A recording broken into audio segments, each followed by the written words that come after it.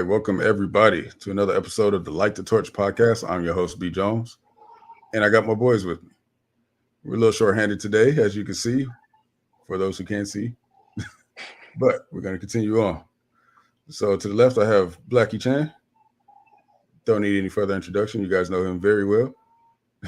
And to my bottom, I got the captain of the Bleacher Report. Not my bottom, but that's how we're starting off, right? Captain of the Bleacher Report, USC community. We know Ken's gonna enjoy that one. I'm waiting for a comment right now. It's coming. Trying to rile up something smart ass enough. Normally he's behind his phone with his little Twitter fingers, but he ain't gonna be able to do that anymore. All right, man. All right. Before we even get started, man, we would like to wish our guy, Raul, a special happy birthday to him and his daughter. So happy early birthday, or happy birthday, brother. We'll get you some more recruits, okay? There you go. There you go. We can definitely use that. We'll drop an F-bomb for you. Fuck yeah, we will. I know, I'm probably, exactly. So, Blackie Chan, you want to kick us off, man? I know you got a topic that you wanted to get into. Yeah. All right. So, I wish we probably would have maybe advertised this to maybe some more like different fan bases out there, but I'm like this Caleb Williams slander that's like it's been going on for a while. We all know that it's been going on, but it's just been taking some new heights as of late. All because of what he did when he was at the women's basketball game. And let me see if I can pull that shit up. But it's just like people are just so willing just to latch onto something, just to hate on people who have success in their life. And the fact that Caleb Williams had pink fingernails and what is it called? A pink phone case. Everyone wants to say that he's not a leader, all this stuff. And like, this is just one instance of Caleb Williams getting the slander that he rightfully hasn't earned or anything like that. Like, I don't know how he has earned all this slander just because of what he likes to do with his nails or just whatever. It just makes absolute no sense. Like, just because he has pink fingernails, he's not going to be a good leader. Like, I'm sure other people have done some dumbass shit that, like, he's not getting DUIs, which I guarantee half the people who've been talking shit about him have. He's not getting arrested. He's not doing some dumbass shit that gets him, actually gives him a reason to hate him. Like, what has he done? Hey, you know what? Let me jump in right here because you just said something that I was just thinking, literally just thinking in my head, right? So Caleb's nails is drawing more hate and more slander than every player at Georgia who's been getting DUIs, hitting people with cars, racing, street racing and all kind of crap, right? But there's no outrage over that. But y'all worried about Caleb's nails. No one's getting hurt from Caleb's nails. But there's literally chaos over there at Georgia. And nobody's outraged about it. Yeah. And just in solidarity with Caleb Williams, I didn't get pink or anything like that, but I painted my fucking nails. I don't give a fuck. Fuck off if you guys think you guys want to try to talk shit to me about that. Fuck you guys. a lot of F-bombs. I don't care. It's just like I see you filling in for Raul today. I'm Raul like times 2 right now because it's just really annoying at this point. I don't care. Like, I'll get pink next time for the show. But no, there's this one guy at my gym who talks so much shit about Caleb, and I think it's just partially because I'm a USC fan and he just likes to hate whatever I hate. But he's like, oh yeah, he has pink this. I'm like, bro, you have pink Crocs. You have pink Crocs. And you're going to give him shit about having pink nails or painting his nails? My guy. Take a look in the mirror. Like, RG3 came out in support for Caleb Williams. Other people need like big USC fan like Matt Leinart. He needs to be coming out about this stuff too. Like USC fans need to be like need to support this guy. Like I know we all support him, but just like the hate breeds more hate, and it's just making things a lot worse. It's splitting up the country even more. I don't even want to get into this bullshit. But Tyler, you got anything on that? Get your breath back, Shane. I'll give Blackie an extra minute here to relax and get off his heater there. Yeah, I mean, I think it's just like trivial, stupid stuff. Like it doesn't really matter. Like the whole fuck Utah thing and stuff was like, don't really love it. Like not the best look, especially when we don't win those games. But that wasn't his fault. We all know that. So at the end of the day, like he is a good kid. Like he's in the biggest, entertainment city in the world, and we never saw him get in trouble.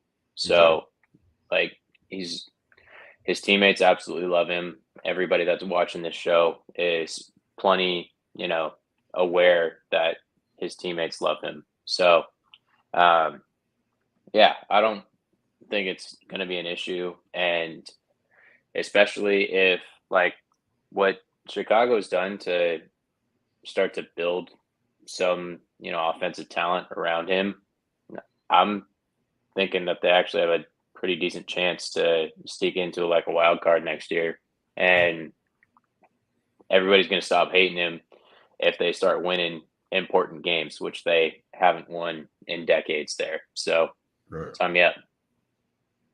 Yep, they're setting up the stage for him, man. So it's up to him to go out there and doing his thing. But as far as me, man, it's like I just don't care enough. I don't care what he does outside the football field. Like him painting his nails does not change anything in my life. So I really don't care. You know what I mean? I still get paid the same. You know what I mean? Still changes nothing in my life. So why do y'all care so much is my question. But two, I mean, I understand the whole machoism thing, I guess, but I would never do it, but I'm not Caleb. You know what I'm saying? Caleb is just being Caleb. It is what it is. That's what he likes. Cool. Don't affect me one way or another. Yeah. Facts. So, like, what has he done that has hurt you? Like, has he touched you or something? Like, come on. Like, let's not go there. Nothing he has done affects your guys' life at all. No diddy, man. No diddy. Yeah. Yeah. But it's just like he's not going out. He's not robbing. He's not getting DUIs from Georgia. He has no, like, the only controversy he has done is like the least controversial thing that you could ever do. He just paints his nails. No one would even notice it unless like people like really zoom into it. Like oh my god, like holy crap, he just threw a touchdown. But did you see his nails? Oh my god, they're pink. So you just don't forget that he just threw a touchdown, that he just made Notre Dame look stupid. Like none of that matters. Like Keenan Allen, he showed up to his pro day, dapped him up. Like you see how he interacts with his teammates. They love him. Like they don't say anything negative about him. Like until someone comes out and says something negative about him, like say, oh, he just was all about himself. Like he did not even come up and talk to me. Like he blackballed me. Like he refused to throw me the ball because of this and this. Like none of that's ever happened. He does Caleb Cares. Like this is exactly what he created. That's what they don't talk about. Like you guys are literally just bullying this kid. He's still a kid technically.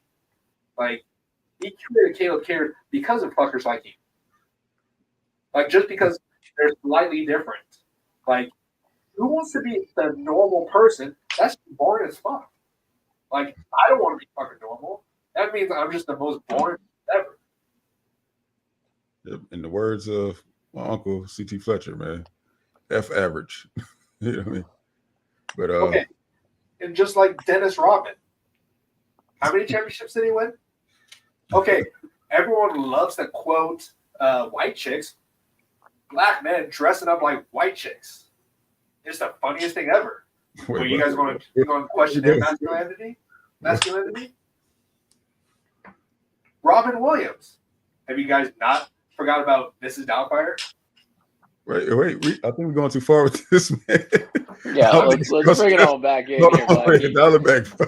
I'm just saying, like, people are just like they're just trying to find the stupidest things, but like it's been it doesn't.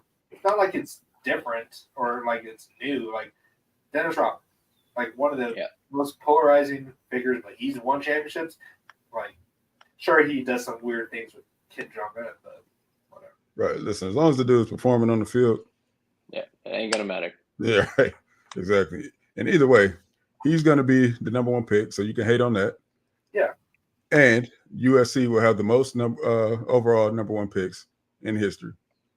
Yep. So y'all can hate on that quarterbacks too. taken all time. Y'all can hate on that too. Top 5 in pretty much every category. Yep.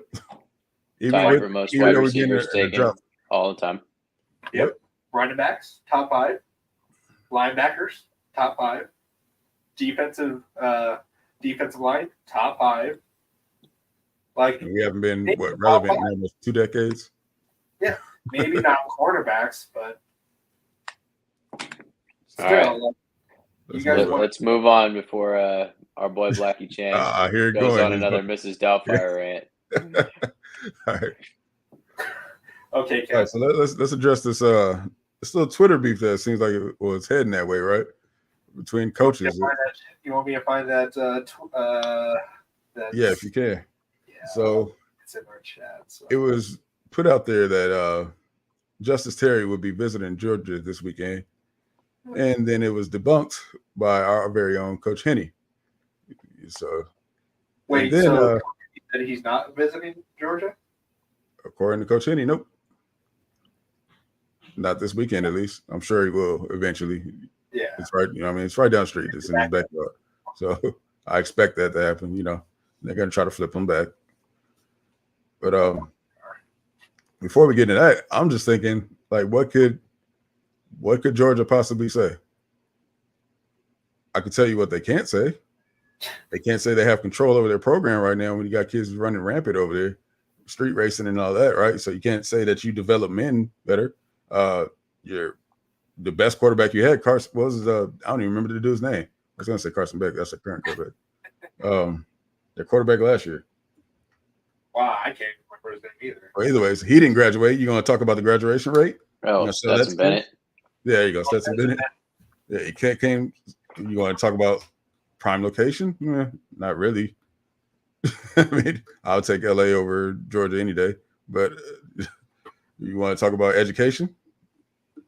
It's a W for us. Wow. They can't even keep the number 1 recruit from last year. They let him go to Nebraska. Dylan Raiola. Like, how do you guys lose on him? Right. Because you guys developed quarterbacks, right? But I'm just saying, of course, they're going to try to negative recruit USC. I just don't see any possible lane that you could really say other than they've been relevant in the CFP and we haven't. Yeah. But everyone knows that. That's not news to anyone. And obviously things have changed. Yeah. So that's legit. The only thing that they have is that they've been to the college football playoffs and that they have a national championship in the past 5 years. So, but when it comes to NIL, like we're getting that. We'll get to that a little bit later in the show. But yeah, and what like they just recently started picking back up when it comes to their defensive recruiting and all that stuff. Or at least going into the NFL. Like, yeah, they've had some good years with a lot of defensive players going to the NFL, but history shows that USC is just as good. Yep. But either way, none of that they could even say as far as in recent years even matters. Because we have a whole new coaching staff. You know what I'm saying? So, anyways, what's your thoughts, Tyler? Honestly, like, we don't really have a whole lot of like negative things that can be used against us because the recruits now know that this is a completely different staff. Like they obviously have that type of awareness and understanding. These guys have been on campus. And so if NIL is figured out, which it seems like it is, we don't have a lot of depth. So these guys are going to come in and be in the rotation at the minimum and have the chance to start as true freshmen. Yep. Or a guy like Eric Henderson, who's clearly developed guys and coached Aaron Donald, as everybody likes to say. But nobody talks about Kobe Turner. Nobody talks about Byron. What's his name? Can't remember the other guy's name. Byron something. Both of those guys clearly outperformed their expectations. Byron Young. So nobody talks about those guys, and we don't have like. If you want any sort of business degree, there's no better place in the country, in the world, to go get it than to get it at USC. So, yeah, I mean, Georgia, like, are they the best program in the country in terms of football, arguably right now? Yeah, but can you argue with, being on now that there are 12 teams in the CFP, and in a couple of years there's going to be 14, that USC is not going to be one of those 14 teams consistently by the time that you're a sophomore or a junior when you're going to compete? Exactly. Now that you're getting the same type of money you're going to get somewhere else, you're going to coach. You're going to go to the place that you're going to have the best coaching. Yep, facts. Yeah, and talking about that here. So this is coming from the 5-star Georgia boy, Justice Terry, saying, coming from a small town, I wanted to expand my life as much as possible, which you're not going to expand that in Georgia. It felt like USC is the right place to do that, clearly. They have the #1 business school in the country, and I want to study business and entrepreneurship. Are you going to get that at Georgia? And then he goes on to talk about coaching. Coach Henney is good with developing players. And I want to be part of the journey with him. I trust his coaching and the way he plans on utilizing him. So it's the trust is what is building this, and that's what a lot of these recruits are going off of. And like that's the old school type of coaching or recruiting.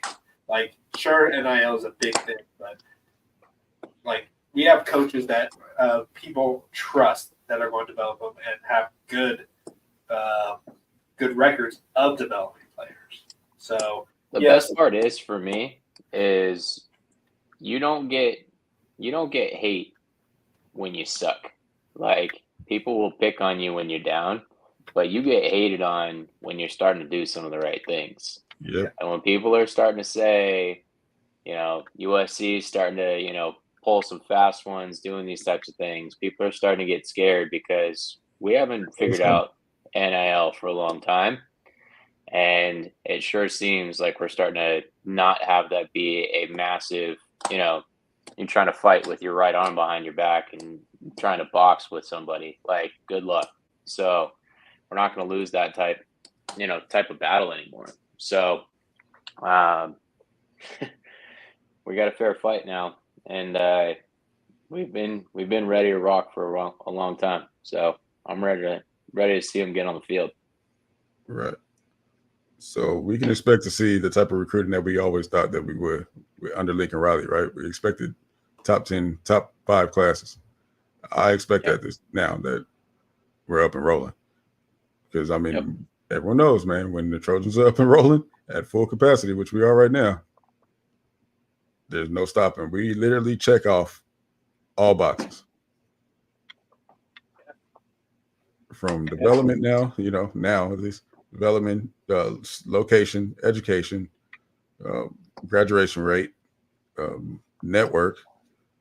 What like the kid said, man, it's a no-brainer. It's a no-brainer. So it is what it is. Like Logan put in the chat, if Elijah Griffin flips, which very good chance that he can, I mean, you have the ability to walk on as a freshman. Bears leaving. There's not a whole lot. Like, there are guys that we are excited about, but we don't have these guys that are gonna have these ceilings that to be, these projected first round picks. And Elijah Griffin has a defensive line college body already in Yeah. high school. And so, like, for him to be able to see I can be coached, by Coach Haney, so on and so forth, get the type of money. Like, do you want to play with Justice Terry and line up next to him for the next 3 years? Or, maybe they do have some of these other guys, but Elijah Griffin and Justice Terry are universally at every single recruiting site, number one and number two. So you want to line up with the next best DT in the whole entire country, or, take more double teams on somewhere else. Because if you guys are tag teaming it, you're not really going to be able to get double teamed all the time. Yep. And not only that, both of them have chances to play early, Mhm. which I don't think Georgia can offer. They've been recruiting this 5 stars for how long? You know what I mean? How many 5 stars are you going to keep on the bench? Yeah. So you're going to go there and sit behind another 5 star that was there 2 years prior, So, like I said, it's literally a no brainer, man. I'm pretty confident that we're going to hold on to these guys. Yeah, because we're also losing. Oh, not just Bear, we're also losing. Nate Clifton will be gone. Huh? Nate Clifton will be gone.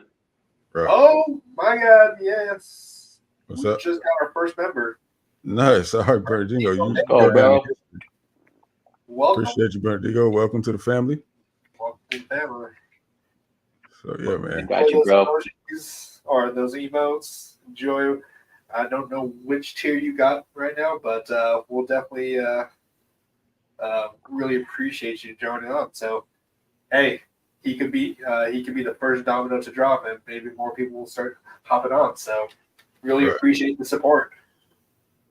So, while we're at it, if you guys aren't scared and ducking the fades on College Football 25, go ahead and get that membership, man, so you can get your butt cracked right here on our channel. Okay. Oh yeah, we're Isaiah Rakes is going to be out next year as well. So we definitely have the room. We definitely need the people to be filling in. We got some great pieces today, in the 2024 class. But hey, you definitely have a huge shot of making an instant impact as a freshman with all that we're losing, because we do it. Our line is, for the most part, fairly a lot of older upperclassmen. So, Yep. Yeah. Yep. So there's plenty of opportunity for these guys, and we're going after them. Going after them, man. Yeah. Then we also got Isaiah Gibson. So. Yep. And not to mention, man, if you ask me, I think Big Ten will be the better conference. Yeah.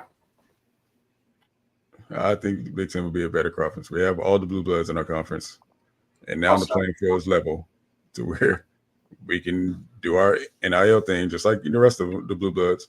The blue bloods are always gonna do their thing when it comes to that. That's how they were built prior. You know what I mean?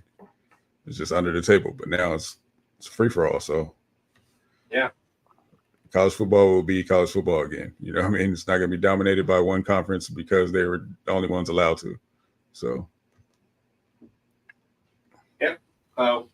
Since we're talking about kind of that we're kind of on the same level now, do you have any more information about what is going on with House of Victory? Because House of Victory seems to have definitely stepped up their NIL collective portion of it for us. Yes, sir. So go ahead, Tyler. You want to get in? With the NIL stuff? Yeah. You guys start off. Yeah.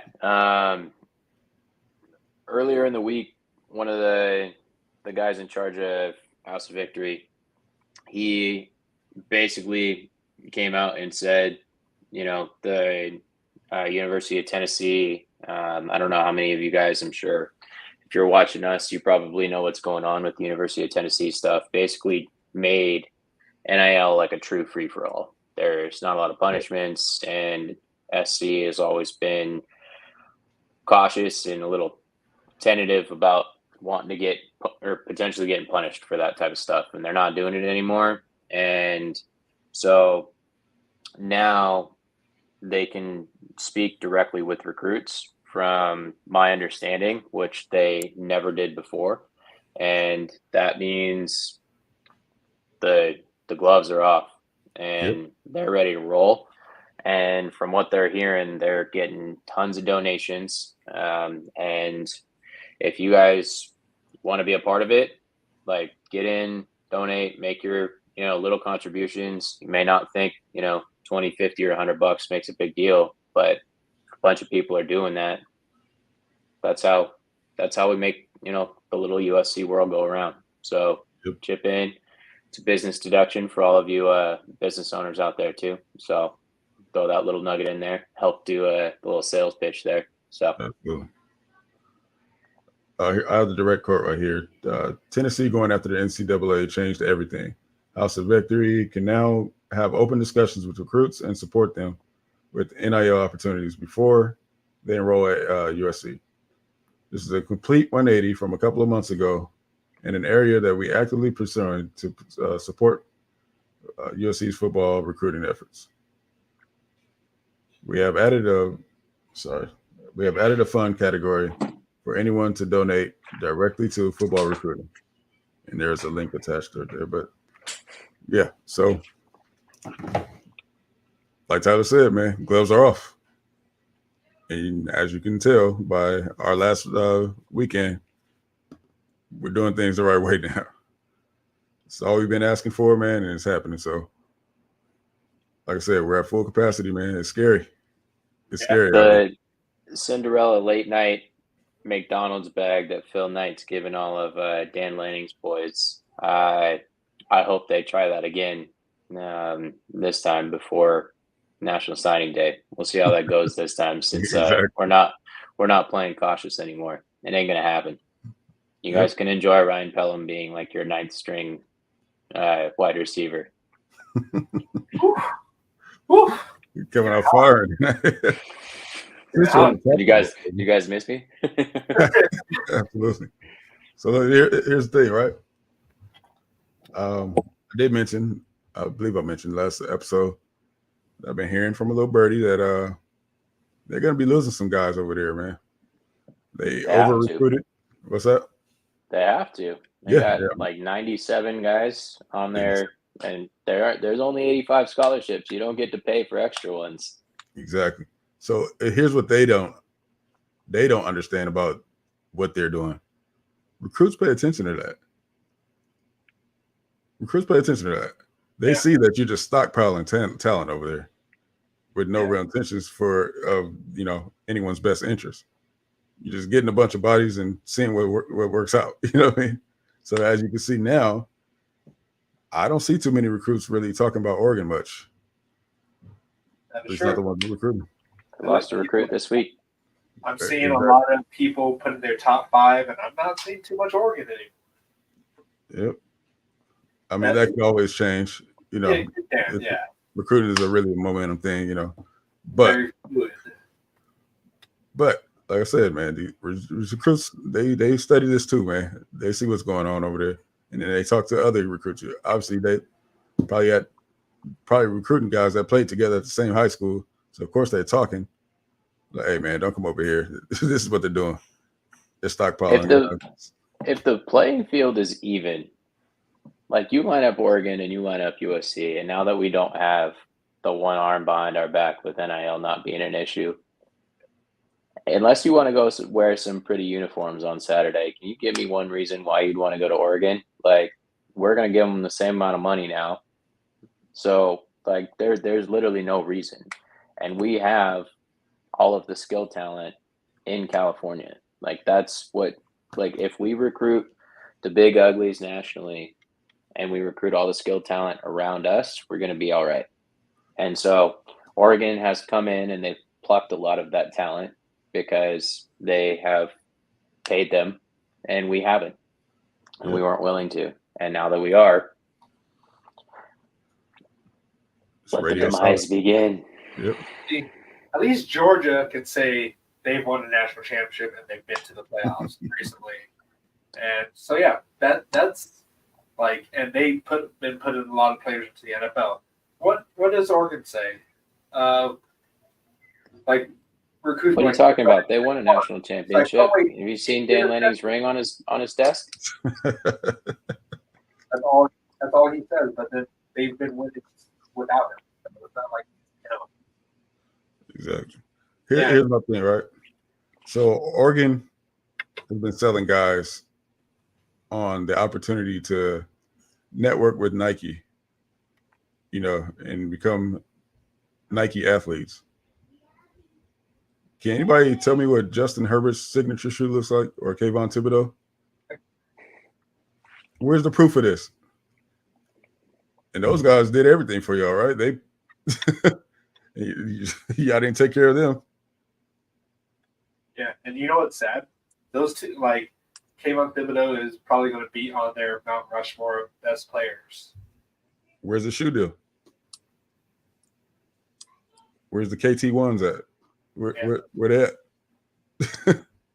Yeah, where was their championship with Kayvon Thibodeau or Justin Herbert? I'm just saying, man, it's selling wolf tickets over there, man.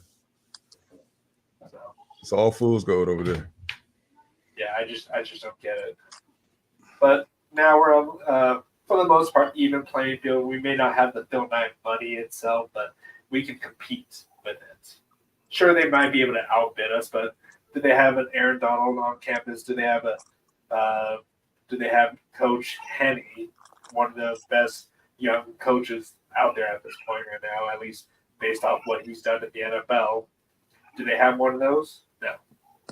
So our coaching staff can rival anybody. Like, we ain't going to have any issues. If you actually want to get developed and you want to get to the league, if you're going to take that bag because, you know, your family needs the money and you came up through, you know, some tough stuff, then, like, I ain't gonna fault you for that. But you want to get to the league, you know, where are you going to go? You want to get coached up by Tosh Lupoy? Like, that guy just recruits. He doesn't actually develop anybody. So pick your spot, man. Yep. Here's another thing too, man. So winter workouts, right? That's the hardest thing you're going to go through as a college football player. Winter workouts. Where would you rather be doing that? You want to know what winters are like out here? Where we got a couple of days of rain. That's about it. It's 61 degrees right now. No big deal. Exactly. If some recruits think Ohio is boring or depressing, Oregon's definitely depressing. Like, it rains out there. It's just so gloomy out there. Like, my parents live in Washington State, and all it does is just rain. And like it's a legit thing that people in Washington and Oregon are like the most depressed. Yeah. And it's a thing. Like, it's not like we're just saying it. It's an actual thing. Anytime you have to go to Portland to have your fun, just say it. But yeah, man, like I said, man, game's over. Game's over. It's what every other college football team has feared. You know, fight on, Jay. Yeah, we're here now, man. We're back. We're back. I can say that with full confidence, man. We are definitely back. Everybody always said, you guys have heard it 1,000 times, wait till Lincoln Riley gets a defense. And this coaching staff, Dan Lynn took a decently talented UCLA defense, had some good players, and turned that into an absolutely elite defense. And we have good players, and we took a couple good players like Kamari Ramsey from their defense, and we have literally transformed it, and it's not going to stop. This next portal wave, there's a ton of rumors that there's going to be some massive additions to this team, and I'm going to bet that they're going to be on the defensive side of the ball. And so you're telling me that even as it is, as it's constructed right now, that we're going to have a massive drop off. We're still going to be somewhere top 10, maybe top 15 in terms of offense. And the defense is not going to be anywhere worse than top 50, anywhere worse than that. I'd be putting money on it right now. Anybody can put something in the chat. I'm down. Top 50 scoring defense at the minimum. Probably going to be top 30 because there's going to be new talent that's coming in that we weren't expecting, because this is going to be a true free-for-all. Like, this is free agency in college football. And this portal wave that's going to open up in like 2 weeks is going to be ridiculous. You're going to hear some big games in there for Definitely sure. gonna be crazy. People are going to be looking for players. Yep. And to be honest, I think we may lose some players, like some players that haven't been playing, but I honestly think we're going to come out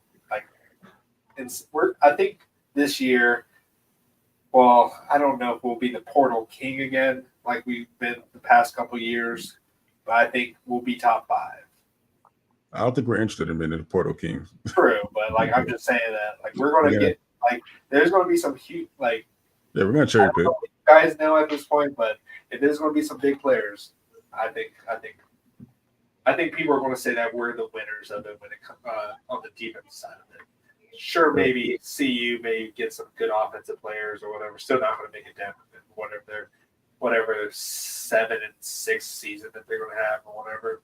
But I don't know. I don't view them as a threat to us at all.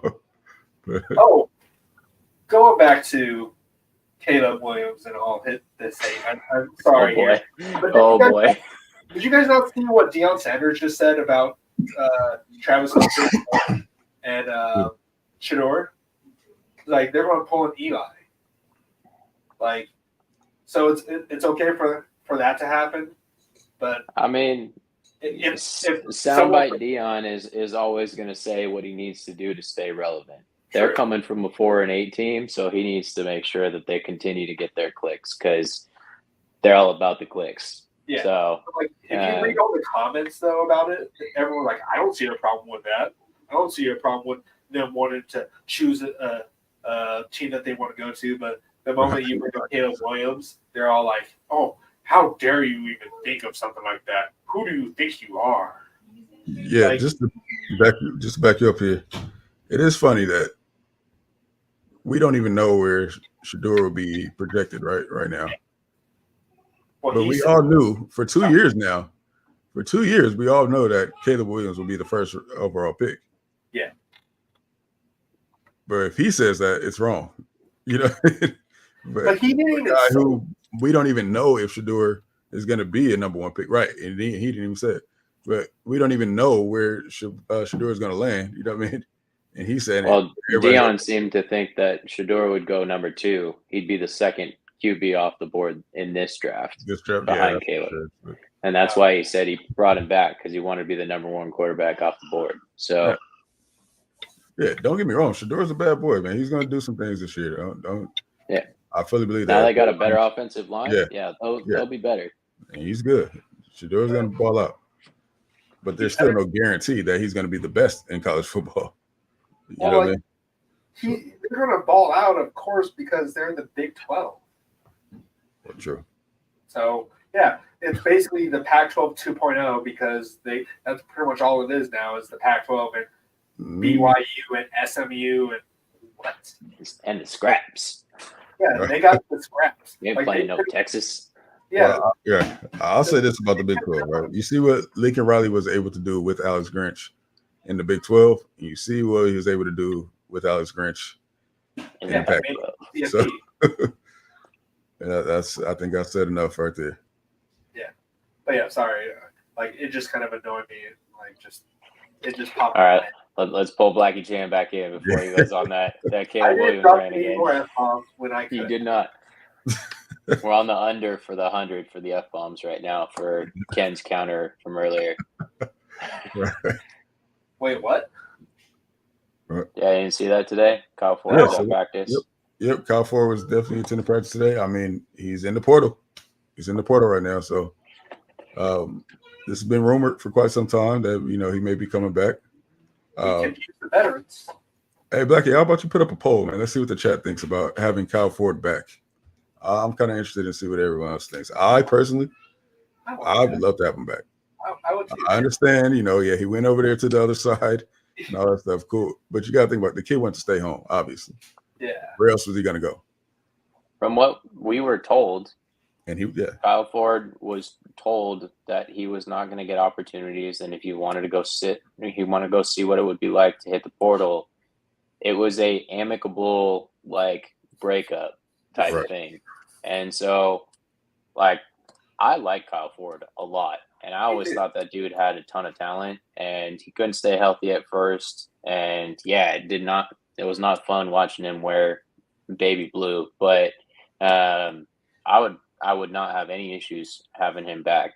He is a different type of receiver that we don't really have. That type of, sure-handed, not going to do anything fancy, not going to do anything special. That kind of reliable receiver that will find his way open when we have a ton of these other weapons that are going to get a lot of the top corners covering him. He's going to beat linebackers, and he's a mismatch on the secondary. So he's not going to do anything special or fancy or anything like that, but he's a good guy to have in a rotation when we have a lack of depth there for sure. So absolutely. You can block. So I put up the poll. Huh? I put up the poll for if we would welcome Kyle Ford back, and I had to jump onto my own account and say yes. I voted my own. I voted the poll. Listen, Kyle Ford, man, if he had never gotten hurt, he would by far be in the NFL right now, and there's no doubt in my mind that he would have been a first rounder. Had he not, the dude was the most polished wide receiver that I've seen playing high school. I mean, the proof was out. If you look at what he did at the opening, that's top talent across the country, and he just dominated. If you look at our wide receiver room right now, yeah, and you want it's 3rd and 8, and you need to get 9 yards. You got to get 9. Who do you want to throw the ball to? Makai Lemon, probably first, probably best hands on the team as is. And then I would pick Kyle Ford second. You got a lot of other guys that, you need to throw. You need to throw a dump ball in the corner. Lane, man. Jacoby Lane? Sure. Yeah. But I'm saying 3rd and 8, the middle of the field. You need to get 9 yards. You want somebody to make sure that they fall forward. Kyle Ford's going to fall forward. Yep. Jacoby Lane, that guy's still a little too thin to be able to fall forward. So Kyle Ford's going to push 3 dudes 2 more yards to get it. Exactly. You know who Kyle Ford reminds me of? Patrick Turner. Reliable. Big. Good hands. Yep. Reliable. He doesn't have the speed, but he can use his body to separate himself from the from the cornerback. And he was always good. Patrick Turner was really great in the red zone, and he just knew how to come down with the ball and get the extra yards that he needed. So that's what Before he got hurt, I thought he was Michael Pittman. I think it was Michael Pittman Jr. again. Just kind of reincarnated, same type of guy. So when he got hurt, it's been a struggle for him to get back. But I have 0 issues with him coming back. I think he's a great fit and a different type of guy that we need in that room. We don't really have any older guys at that point. We got Kyron Hudson and got Jaden Richardson from Tufts, but outside of that, there are just a bunch of young bucks in there. Yep. Not only that, man. If you guys think about the connection that him and Miller have already. Mm-hmm. Right? They played the whole 22 season. I'm sorry, 23 season. They're on the scout team together, both of them. He's very familiar with. Weren't they? I believe they were roommates at one point, right? If I'm not mistaken. I don't know for sure. Yeah, I believe so. But yeah, they know each other very well. You know what I mean? He already knows the offense. Yeah, that is true. Great fit, man. Plug and play. Yeah, exactly. He can just step right in there like nothing has changed, and he's definitely he will still get used better than he did in Chip Kelly's offense. Shit. Yeah. So, yeah, like that made seeing that comment in there kind of made my day. Seeing that Kyle Ford is back, or hopefully back, or who knows. But so far right now, we've had 12 votes, and 83% so far right now say they would welcome him back. There we go, man. I'm glad to see that. I wonder who's that 17%. Wow, we got some well-minded, well-intentioned USC fans in here. I like it. I'll take it. I think it could be Raul. Raul was a little upset that he was leaving. Normally he says that if you leave, you're dead to me or whatever. It wasn't because he wanted to, that's for sure. But hey, if he comes back, open arms. Yep. All right, Black Chin, what else we got on the deck? Oh, we got a donut from Kevin. You know, I'm like, out there. Yeah, you're a hater. I'm glad we hit the top 10 with you, Ken. Right. Thanks, man. Hey, you could use that $1.99 to be actually no, it's $2.99 to be a member. You should have just added another $1 to that just to join. He typed that with a grin on his face too. Those little stubby fingers just typing away. Yeah. Ken definitely has 5'6" guy fingers for sure. Short and pudgy. So Frankie says, "Who is one player you wouldn't welcome back?" That transferred out?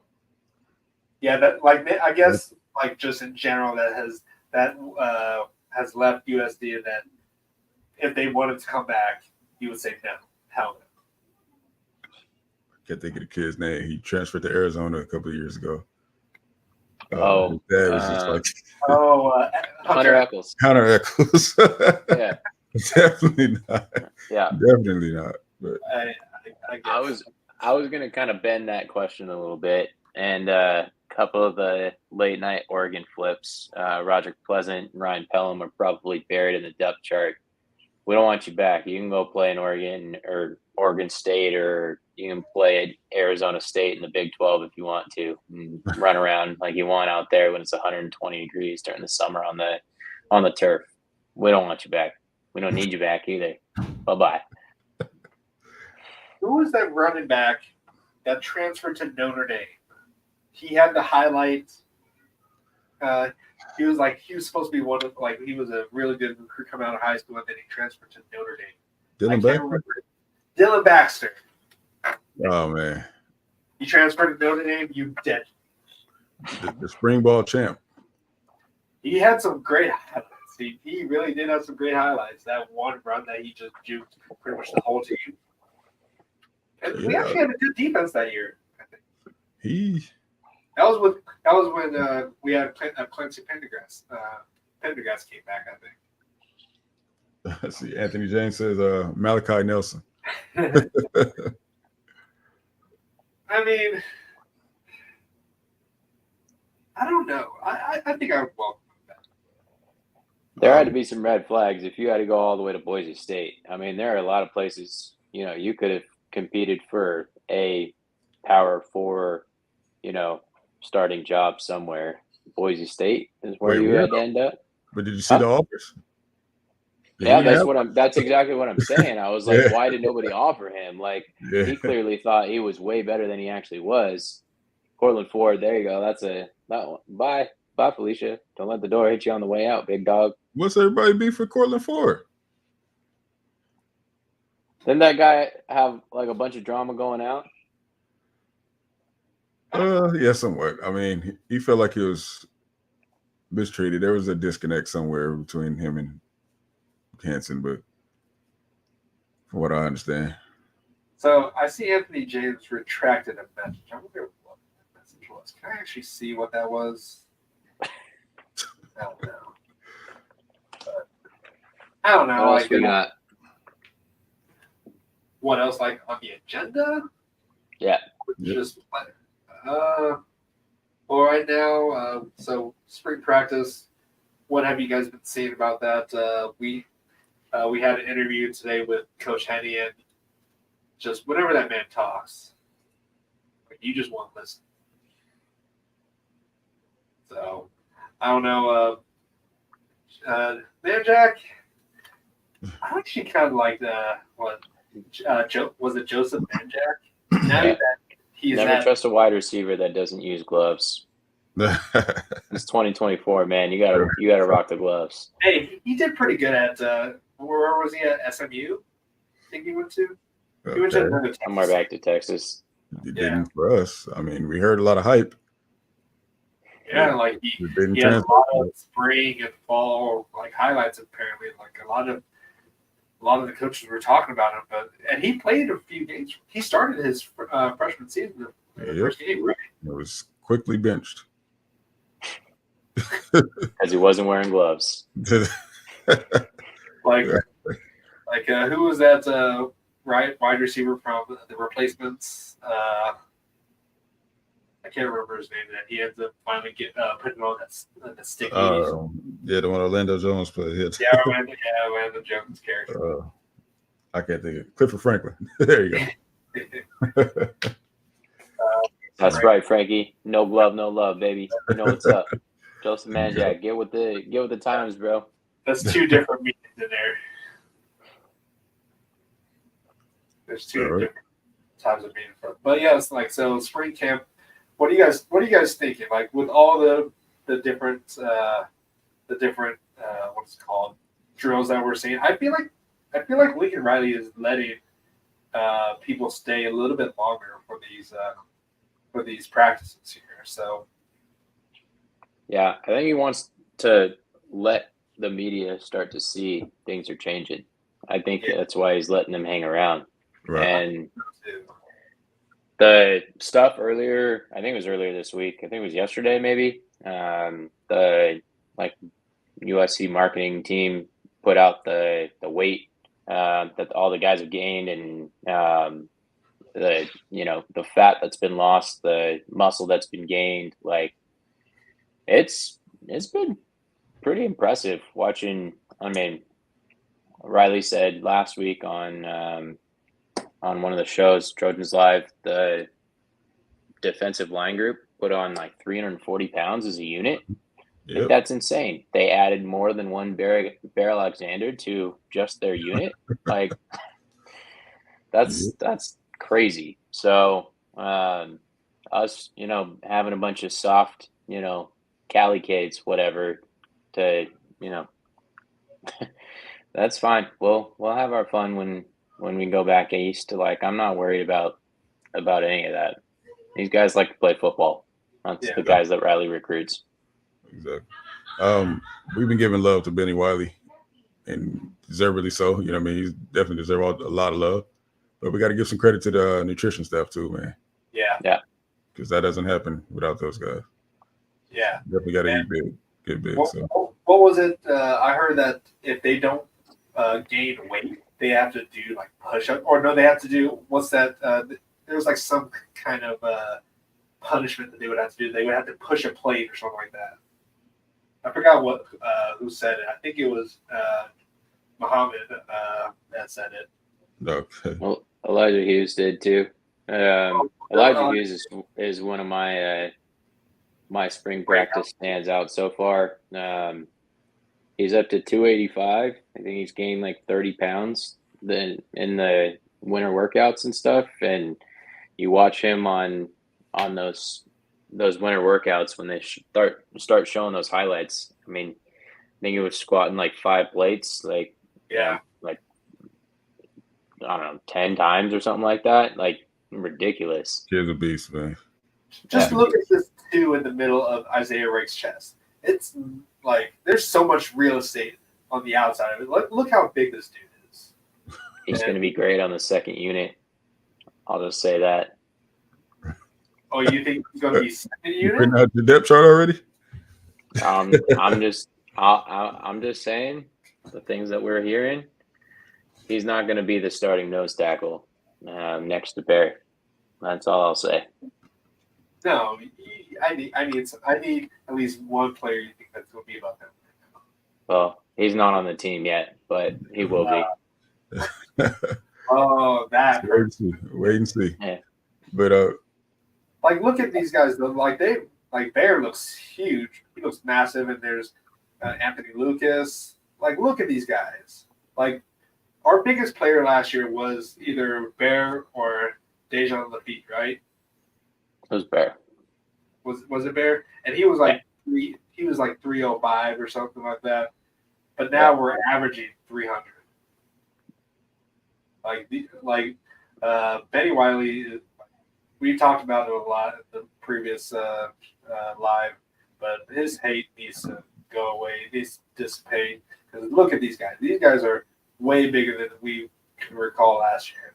And also, a lot of it helps with that we have Coach Henny out there as well, like pushing these guys. I'm so excited to watch Braylon Shelby and Cam Fountain. Those guys are ridiculous. Are these our defensive backs? yes, we have some very big DBs, man. God. So yeah, man. They are massive guys. Our defense, I'm telling you, this defense looks completely different than what we had. You know what I mean? From every level. Well, aside from linebackers, right? Well, we have Easton them, but in the front we're bigger. In the secondary we're bigger, more physical. You know what I mean? So it's gonna be. I'm telling you, I cannot see us not being in the top 20 defensively. It's hard for me to It's hard for me to see us not being outside of that top 20. If like Tyler mentioned earlier, if Danton Lane can do that with UCLA's roster, you know, don't get me wrong, they acquired some talent over there too. But I mean, they had a great defensive line, like the Murphy twins and Laiatu Latu. Like Laiatu Latu is like arguably the best, you know, edge rusher coming out of the draft. Some people may not think that he is, but I think he is just from what I've seen. So like they did have good talent, but you know their linebacker group was average, and Kamari Ramsey was pretty solid. But outside of that, like they weren't that great. Like I would argue that overall we have better talent now. Yeah, that's exactly my point. I just feel like our roster is a little more talented than what he had last year, and not to mention his assistants that he has this year, Danton Lane, opposed to what he had last year. You know, there's going to be more development. So yeah, man, I wouldn't be surprised if we landed in the top 10 defensively. And how long has it been since we had a top 10 defense? I hated on our boy Mason Cobb for a long time, but Matt Entz being a linebacker coach, I mean, yeah, he came from small school, but our linebacker unit is going to be very, very, very good. Yes. And Mason Cobb will be a lot better and a lot different. He said something and threw some subtle jabs at our departed friend Tackett Curtis earlier this week, and basically said it's nice knowing when your counterpart is in the right spot.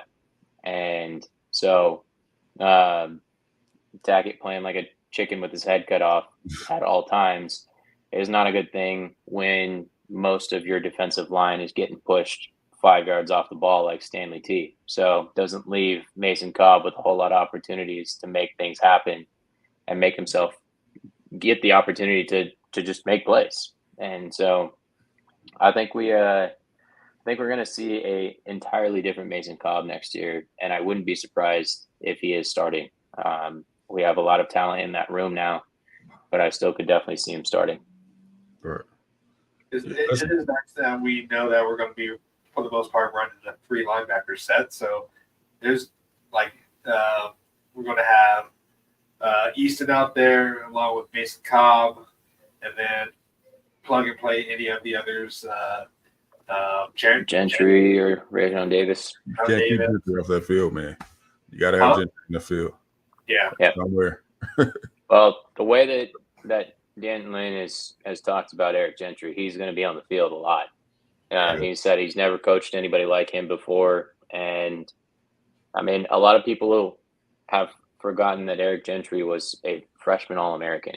Like, the dude knows how to get things done and has not been healthy. And if he is, and if I would love, I haven't heard any updates, but if he's put on, 10 or 15 pounds, whew, yeah. The only person that forgot that he was a freshman All-American was he who shall not be named. Oh, Alex Grinch. But I could see Gentry playing in maybe about three different spots on this defense, man. Yeah, I definitely see him as like a will. I think he would be good at will. Yeah, he could play will. He could play middle. He could play edge. I mean, not that honestly, we need more, but when we're going up against like Michigan's got a good wide receiver or a good tight end. Yeah, can't remember what his name is right now, but he's like the only starter that's coming back from their offense. I would love to see him be kind of like that hybrid box safety and guard a tight end. Like, he seems to be solid in coverage, and you're not throwing over those 7-2 arms. So, just check that guy at the line, and you're taking their best weapon away. Yeah. So that'd be a lot of fun for me to watch. That's what I wanted last year when we were playing against Utah. We were playing against these guys that have really good athletic tight ends. Have Gentry take that guy away. Yep. I agree with that. We said it a couple times, yeah. So, yeah, man, I think D'Anton Lynn is smart enough to do that. You know what I mean? Yeah. So, yeah, man, there's been a couple shots thrown at the previous coaching staff and a couple of former players, to be honest. Josh Henson, our O-line coach, actually mentioned that the difference this year is that we're seeing these guys trying to go through the O-line instead of around, right? But how many times did we say it over here, man? We've seen guys. That was Grinch's whole thing. He wanted to outquick the O-lineman with smaller guys. Okay, but when you're going around someone, you're taking them into the exact gap that they want you to be in, right? Yeah. You're undersized. So when they finally get you in that gap and get their hands on you, you're just free to open a run lane for the running back. And that's why we see our guys getting ragdogged and linemen moving on to the next level and got linebackers got 300-pounders in their face, right at the snap of the ball. So they can't make a read. So that's all over with now. Thank you. So I'm looking forward, man. I'm telling you, this defense is going to be a lot better than people think. So it's like I was saying at the very beginning of last year. I said, and this obviously didn't happen, but I said it many times. You can go back to some of the early shows that we had. I said, if Alex Grinch can just keep the ball in front of them and have them make methodical march down the field drives consistently, then at some point, like, the law of averages means that you will not score. You will have a fourth down, you're going to have to punt, or you're going to kick a field goal, or it's going to take you 6 minutes every single time to score, or we're just going to give up a 60-yard touchdown like we did once every single game. Like, that's just not going to happen with this coaching staff. They are too fundamentally sound. And it's going to be really fun to watch them on defense for the first time in, 15 years? Yep. Yeah, and we're not going to be going against – we have two Pac-12 or former Pac-12 teams, but we're not going to be going against, like, the offensive firepower that we saw, like weekend, every week that we went against the Pac-12 teams. We're going to be going against slow teams. Like honestly, like Iowa, like if we still had Alex Grinch, we would make Iowa look like the next like best offensive team ever. But we're not. Like these coaches definitely are not going to make them look like that. We're not going to make Farmer look like the next Heisman. Right. What was it, Pig Farmer from Utah? I can't even think of the kid's name right now. All they kept saying was talking about Pig Farmer. Like we're not going to have those same mistakes. And I like the fact that Dantelin is like he's making sure that they get the basics down first, and they're slowly implementing the defense that they perfected. Like they're not going to be freaking out about what the play is and who they're supposed to be guarding, all that stuff. You're not going to be seeing people wave their hands. They're going to be experts on this defense. They're going to know what checks that they need to make, all that stuff. It's not going to be a confusing defense. Another thing we're not going to see, man, we're not going to see our DBs not knowing what the call is. Yep. Dantelin also said that, right? Just embarrassing. Looking down at their play cards all the time, like right as the ball's about to get snapped. Like you're not in the right mindset to be able to make a play. That was absolutely terrible. 2 reasons, man. Like, they have their backs towards the line. You should not be having your back towards the line ever. One, that was a result of a pretty complicated scheme, right? Yeah. And poor communication. Yeah, none of that's going to happen anymore. Right. Dantelin's mentioned this week, man. He's a stickler about communication. You know, he said he wants obnoxious communication. That's over communicate. And everyone knows whoever played defense in any sport, you have to communicate. Yeah. Yep. So, Frankie, in the chat, you said any truth to Coach Henson hinting at a red shirt possibly starting on tackle. So talking about Tobias Raymond, what I got from that, you guys can let me know if you got anything different there. That was all coach speak to say, as is constructed right now, Tobias Raymond is our starting right tackle, but that's as is constructed. And what he said that kind of gave it away that that's not how they plan to go into the season was he said we are actively scouting a more senior tackle. And so that's basically what I'm hearing is saying I'm not okay sending a redshirt freshman to go be our starting right tackle to start the season. So I do not expect that to be the case when we get to the end of the year. So yeah, no untrained eyes with that one, Frankie, as you said. Lincoln did untrained eyes at one point in his interview. I was like, oh, don't say that. But no, I agree, Charlie. That's exactly what I got from it. And I think it was more so he was trying to call out someone. You know, he was calling out someone, telling them that they better step up, or this freshman's on your butt. You know what I mean? So you better step up, senior guy. You know what I mean? So, which kind of makes me a little nervous. Yeah, and nay. I mean, that's worst case scenario. We have to jump in the portal and get us one. Yeah. So, which he said we're going to be heavily, heavily looking.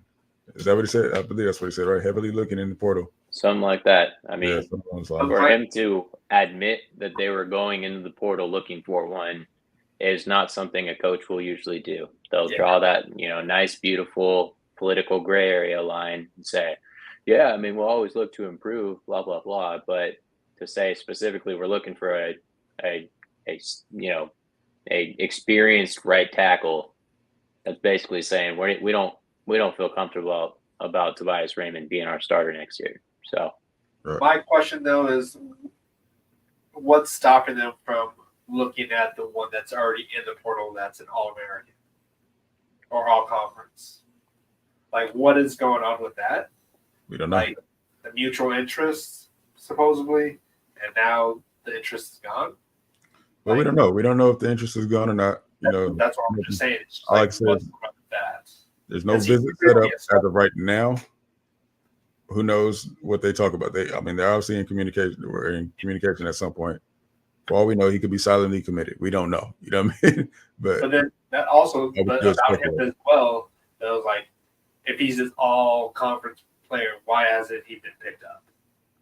Like, there's clearly other teams out there that probably do need a season tackle or new tackle or anything. Why hasn't he been picked up? Why hasn't there been too much buzz around where he's going to go?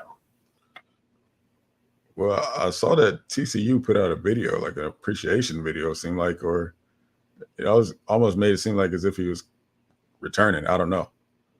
Did anybody else see that? No, I don't. TCU or SMU? I'm sorry. SMU is where he was. There you go. Wrong guy. Sorry. I'm thinking about Okay. All good. Yeah. All good. Yeah. Thinking about a completely different person. But no, you're right. I mean, like I said, nothing's been set up yet, but that window isn't open yet. So we'll see what happens, man. Maybe he's, maybe he does. It's going to happen. Maybe not. I don't know, but we are going to get somebody. So that's what we knew. Probably better. Who knows? We are going to get some. Maybe he has some character issues that they're not too comfortable with. We don't know. I'm not saying that's, but it could be. Maybe he wants to play left tackle, and they want to keep Elijah Page at left tackle, and said, if you want to come play with us, you'd have to move over to right. Maybe they don't. You don't know. Like, we don't know what's going on. Like, would I rather Elijah Page flip over to right tackle? Like, with what I've seen from Marcus Bryant, honestly, I would, and that's kind of an unpopular opinion because everybody saw Elijah Page kill it in the bowl game. But he's still younger, and this guy was an all-American left tackle. Like, that's kind of a big deal. So don't let the recency bias of Elijah Page having one great game set the tone for all the rest of this thing, the whole line being set up based off of that. So, I mean, we don't know what's going on behind the scenes. It is kind of interesting that they haven't gotten him onto campus, and he's gone to go visit Michigan State, Jonathan Smith up there, from what I've heard. And so, I mean, I think he would be a fantastic fit to solidify the offensive line. And I'd obviously be happy to have him. But like I was saying earlier, it's going to be free agency in about 2 weeks. So a lot of guys that you don't expect from very big schools are going to be hitting the portal and are going to make a lot of money. And so there are going to be plenty of opportunities for us to get guys that we probably didn't think before. So we'll see what happens. Yep. With that being said, we're going to be putting together our wish list, our portal wish list, man. So make sure you guys tune in on Sunday for that, as well as our recruiting wish list. So, anybody else got anything before we get out of here? It's about that time. Really quick though, like if you guys want to know what Tyler is talking about, which I don't even personally know what he's talking about, but he's saying some stuff that's just like he's getting me excited. If you guys want to join the excitement, become a member. You guys which tier is the one that they gain access to our Discord? Do we have that? B Jones, you set it up. I believe that's All-American tier. All-American, exclusive member videos, shout-outs. I don't know. It doesn't. I don't think it says it. Probably figure this stuff out off camera instead. On camera, I was just saying, if you just join, member, be a member. If you really want to support the podcast a little bit more, you don't have to. Everything's free, but if you want some extra perks in there, definitely take a look at it by hitting that join option. It'll give you all the details of what each tier gives you. Yes, sir. So like and subscribe. Hit all those buttons. Those are the free ones. We appreciate that stuff. But if you guys want to support a little bit more, we want to be able to share the love. We'll make sure that it's something worthwhile for you guys. Absolutely. We'll share what we know. We're all, just cool dudes that like shooting the shit and talking SC ball. So and shitting on Oregon. That's what Raul does best. Yeah. Yep. So, with that one being said, we will see you guys Sunday. And yeah, make sure you hit that like and subscribe before you get out of here, and that notification bell so you know when we are live. And consider some memberships, man, while you're at it. All right. So, with that being said, we're out of here. Right on. Fight on.